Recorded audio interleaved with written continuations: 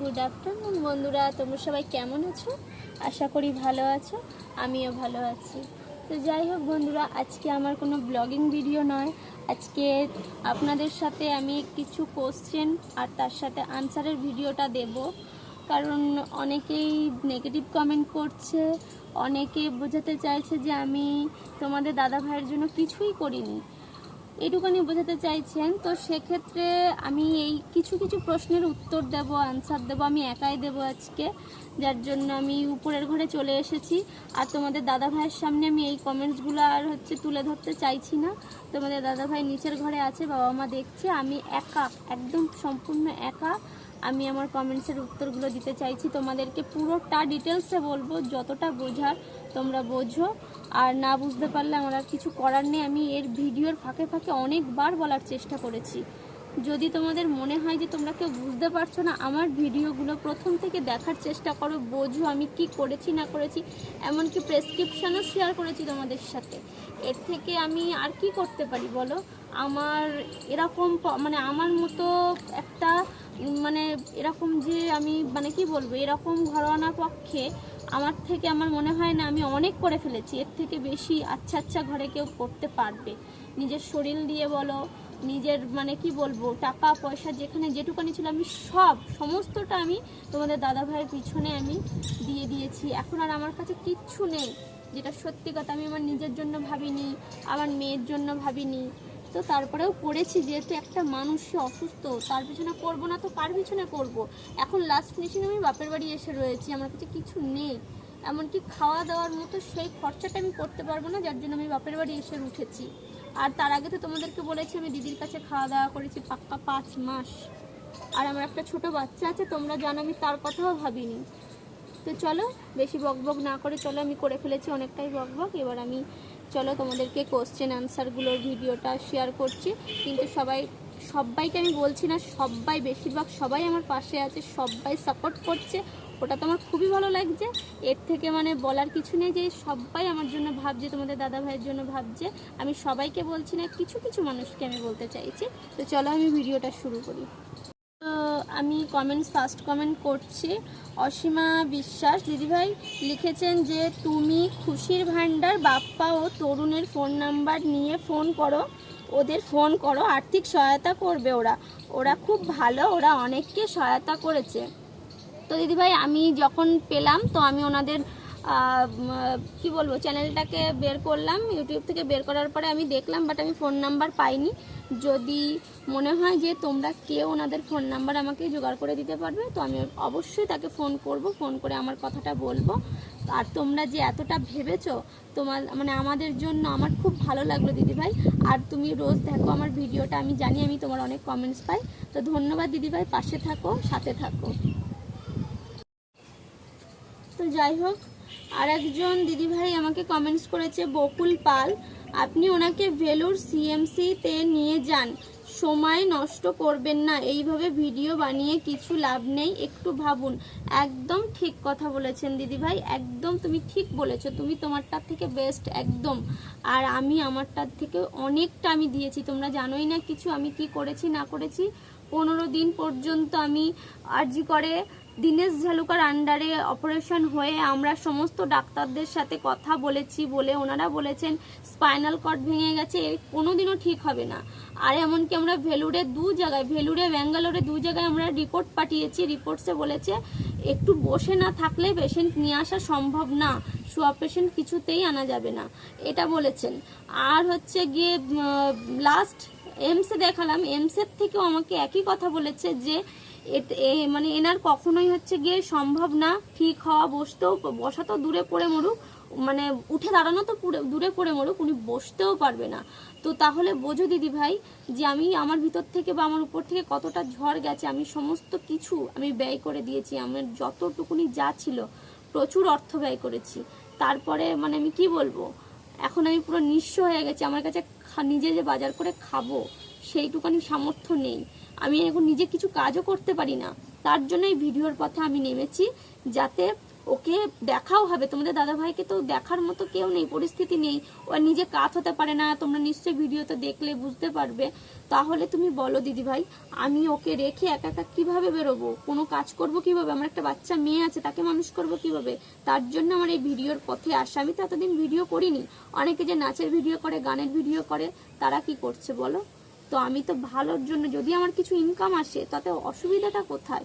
এই ভিডিওটা বানিয়ে তোমাদের সাথে শেয়ার করছি। হ্যাঁ, তোমাদের খারাপ লাগে, কষ্ট লাগে, তার জন্য আমি লজ্জিত তোমাদের কাছে। তোমরা মানে কি বলবো, পাশে যেভাবে আছো এভাবেই থাকো দিদিভাই, আর কিছু বলার নেই।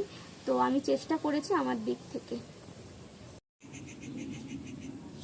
মিঠু দে দিদিভাই একজন লিখেছে, কেন এত কষ্ট দেখা যায় না, এত খারাপ লাগে দেখে। বোন দাদাভাইকে কি কি বলবো, ফিজিওথেরাপি করালে কি ঠিক হয় না?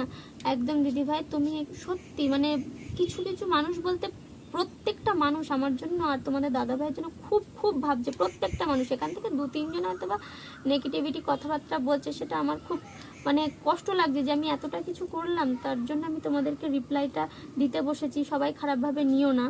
তো দিদিভাই, আমি 4 মাস ফিজিওথেরাপি করিয়েছি, তারপর আমি আর পারছি না গো দিদিভাই। আর এমস থেকেও বলেছে যে বাড়িতে বসে যেটুকানি সম্ভব হয় করো, আর কিছু করার নেই, ওকে অকুপ্রেশার থেরাপি দিতে হবে, সেটা আমার পক্ষে সম্ভব না গো দিদিভাই। মাসে কখনো 30,000 25,000 আমার তো পক্ষে সম্ভব হলে, আমার যেটুকানি সম্ভব ছিল আমি সব করেছি, আর এখন আর আমার সম্ভব না দিদিভাই। যদি হতো বা আমি ভিডিও করে যদি কখনো ইনকাম করতে পারি, আমি অবশ্যই ট্রিটমেন্ট আবার শুরু করব। তো একজন আছেন নীলিমা দে বিশ্বাস, উনি সত্যি আমার মায়ের মতো আমাকে স্নেহ করে, সবসময় আমাকে মা ছাড়া ডাকে না। তো উনি আমাকে লিখেছে, ভগবানের উপরে ভরসা রাখো, বিশ্বাস হারিও না। একদম ম্যাম, আমি বিশ্বাস হারাচ্ছি না, আর আপনি যেভাবে আমার পাশে আছেন সত্যি আমার খুব ভালো লাগে। মানে আপনাদের এই কিছু কিছু মানুষ আছে এত সুন্দর কমেন্টস করে, মা সোনা ছাড়া ডাকে না, আমার খুব ভালো লাগে। আর আমার একটা দিদিভাই আছে সেম ওরকম, সবসময় আমাকে সোনা বুনু, আর একটা বোনও আছে ওরকম, দিদিভাই ছাড়া ডাকে না। মানে প্রত্যেকটা বেশিরভাগ মানুষ আমাকে এত ভালোবাসা দেয়, আমার খুব ভালো লাগে এই কমেন্টসগুলো পড়তে। তো চলো,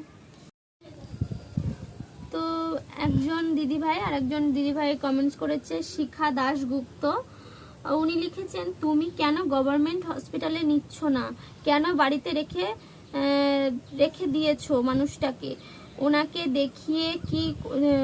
দেখিয়ে কি করবে? তুমি কিন্তু ভুল করছো, এভাবে বাড়িতে রেখে কষ্ট দিচ্ছ, ঠিক মতো ট্রিটমেন্ট হচ্ছে না। দিদিভাই, তুমি তোমার দিক থেকে যে বললাম, সবাই সবার দিক থেকে ঠিক, কিন্তু আমি আমার নিজের দিক থেকে বোঝাতে পারছি না যে আমি কতটা করেছি। আমি গভর্নমেন্ট হসপিটালে নিয়ে গিয়ে কি করব, সেখানে রাখবে না তো। বলেছে স্পাইনাল কর্ড ড্যামেজ হয়ে গেছে। আমি এমসে গিয়ে প্লাস্টিক সার্জারি ডিপার্টমেন্টে দেখিয়ে এনেছি, এখনো হচ্ছে আমি কথা বলি সমস্ত ডাক্তারদের সাথে, এমসের ডাক্তারের সাথে আমার যোগাযোগ আছে, তাদের সাথেও কথা বলা হয়। ওনারা বলেছে কিচ্ছু হবে না, তোমাকে ওকেই দেখতে হবে, সেহেতু কারণে তোমার কোনো একটা কাজ বাজ কিছু করতে হবে। তার জন্য আমি ভিডিওটা বানাচ্ছি, আমি এমনি ছেলে খেলা করছি না ভিডিও বানিয়ে দিদিভাই। আর আমি গভর্নমেন্ট হসপিটালেও দেখিয়েছি, এমসে দেখিয়েছি, এমসে তো ভর্তি রাখিনি, আর গভর্নমেন্ট হসপিটালে 15 দিন মতো ভর্তি ছিল, তারপরে ছেড়ে দিয়েছে, বলেছে বাড়িতেই ট্রিটমেন্ট হোক। আর এমস থেকেও বলেছে, প্লাস্টিক সার্জারি ডিপার্টমেন্টের থেকে বলেছে প্লাস্টিক সার্জারি করে কোনো কাজ হবে না, এর যেহেতু ব্লাড সার্কুলেশন হচ্ছে না তাই লাগবে না, মানে প্লাস্টিক সার্জারি করেও লাগবে না, আরও উপরন্ত খারাপ হবে, তার থেকে বাড়িতে যেভাবে ড্রেসিং করছে এভাবেই করুন। এমনকি আমি বাঙ্গুর থেকেও ডাক্তার বাড়িতে ডেকে এনেছি। তাহলে আপনারা বুঝতে পারছেন আমি আর কতটা করবো, আমি তো সব তুলে ধরছি না ভিডিওর মাধ্যমে। লাস্ট স্টেজ মানে আমার কাছে ছিল না কিছু, তাই আমি বাড়িতে বসে ভিডিওটা করার জন্য ভেবেছি। আর কিছু বলার নেই দিদিভাই, খারাপ লাগলে ক্ষমা করে দিও, কিন্তু এটুখানি আমার বলার ছিল তাই বললাম। তো দেখো বন্ধুরা, এই যে সেই রুমা চক্রবর্তী, উনি আমাকে দেখুন ভিডিওটায় কি সব লিখেছে, আমার কোনো লজ্জা নেই, ভগবানই জানে, এই সমস্ত লিখে যখন পাঠিয়েছে তখন আমার বাবা ওনাকে রিপ্লাই দিয়েছে, দেওয়ার পরে আমি একটা রিপ্লাই করেছি ওনাকে। এবার করার পরে উনি আমাকে আবার উল্টে এই যে অসুস্থ স্বামীর কোকানো শোনাচ্ছ, ডাক্তারের কাছে না গিয়ে হাতে পায়ে ভিজে গামছা দিয়ে বারে বারে মোছাতে দেখলাম না, একটু চোখে মুখে জল মোছাতে দেখলাম না, তাই বললাম এখন কটকটি কথা বলার মতো ক্ষমতা দেখে বুঝলাম ছেলেটি মরলেই এর শান্তি। একদম তর্ক করবে না, আমার বাড়িতে রোগীরাই আসে বেশি, কারণ রোগীরাই আসে বেশি, কারণ আমি একজন ডক্টরের মা। এবার বলো বন্ধুরা, কি রিপ্লাই দেবো একে? ইনি যে একজন ডক্টরের মা, উনি একজন মা হয়ে ওনার সন্তানের বয়সী হয়তোবা আমি হব, তাকে কি সমস্ত করে বলে গেল যে আমি যখন রিপ্লাইটা দিয়েছি উনি আমাকে তখন কটকটি বলল, আর তো দেখলেই যে মরে গেলে তো আমার শান্তি হবে তাই বলল। তো উনি আমাকে কতটুকুনি রেখেছে? সারাদিনে হয় 24টা ঘন্টা, 24টা ঘন্টার মধ্যে আমি হার্ডলি 10 মিনিট 20 মিনিট লাস্ট আমি ধরলাম ব্লগিং ভিডিও হয়। তা 20 মিনিটের ভিডিওতে আমি তো তোমাদের দাদাভাইকে অনেক সময় হচ্ছে দাঁত মাজানোও দেখাতে পারি না। 4 বেলায় আমি কি কি খেতে দিচ্ছি, আমার বাবা মা কি কি করছে, আমার বোন আছে, বোন ভাই কে কি করছে, আমি তো কিছুই দিতে পারি না ভিডিওতে। তাহলে মানে কি কেউ কিছু করছে না? ওর কোনো ট্রিটমেন্ট হচ্ছে না? এগুলো কি ধরনের কথাবার্তা? এটা তো আমি বুঝতেই পারছি না যে উনি কি বলতে চাইছেন বা কি বোঝাতে চাইছেন। তাহলে ওনার যদি এতটাই ওনার আমার জন্য এতটা টেনশন বা এত কষ্ট, তাহলে উনি এসে আমার জায়গাটায় উনি কাজগুলো করে দিয়ে যাক, আমি খুশি হব তাতে। উনি কাজগুলো করুক না। প্রত্যেকদিন ল্যাট্রিন বাথরুম পরিষ্কার করছি আমি, উনি কি জানে সেটা? আমার মা পরিষ্কার করে ধুচ্ছে, আমি করছি। আর প্রত্যেকটা দিন আমরা হচ্ছে একই রকম ভাবে করে যাচ্ছি। আজকে 7 মাসে পড়েছে, উনি কি একদিন করে দেখে গেছেন কেমন লাগে? তারপরে উনি আমাকে কমেন্টসটা করতে আসুক। এতটা পরিমাণে করেও যখন উনি আমাকে এত বড় একটা কথা বললো, আমার খুব কষ্ট হয়েছে এই কমেন্টসটা দেখে। এটা কি ধরনের অভ্যাস? ওনার যদি সন্তানই থাকে, উনি যদি একজন ডক্টরের মাই হয়, আমার তো মনে হয় না। উনি মনে হয় একজন অশিক্ষিত মূর্খ। মানে কি বলবো, মানে মা এরা মা নয়, মা নামের কলঙ্ক। তাহলে আমাকে সান্ত্বনা না দিয়ে উনি আমাকে এরকম মরলেই শান্তি পাবে এই কথাটা বলতে পারতো না। তার মানে উনি মৃত্যুটা কামনা করে দিচ্ছে। বুঝতে পারছো তো বন্ধুরা? তোমরা এরকম কথা কেউ এখন অব্দি বলতে পেরেছো? উনি বলতে পেরেছেন। তো ওনাকে শতকোটি প্রণাম আমার তরফ থেকে, যে যেন ওনার মতো মা কোনো ডাক্তারের না হয়, আর ওনার সন্তান যে ডাক্তার এই নামে কলঙ্ক উনি। তো যাই হোক বন্ধুরা, আমার আর কমেন্টসের কোনো কিছু রিপ্লাই দেওয়ার নেই। তোমরাই বুঝে নিও, তোমরাই দিও। তোমাদের এই বোনকে বা তোমাদের এই দিদিকে যদি ভালো লেগে থাকে, সব সময় আমার পাশে থাকো, আমাকে এভাবে সাপোর্ট করো। অনেক দাদা ভাইরা আমাকে ফোন করেছে, অনেক দিদি ভাইরা আছে। তো আজকের কমেন্টসের রিপ্লাই দেওয়াটা আমি এখানেই এন্ড করছি। আমি আবার হচ্ছে কমেন্টসের রিপ্লাই দেব, সবাইকেই নেব। সাথে তোমরা বলো কার কখন কি নাম নিতে হবে, আমি অবশ্যই নেব। আর তোমরা কে কোথা থেকে দেখছো অবশ্যই বলো, তোমরা সবাই আমার সাথে পাশে থাকো।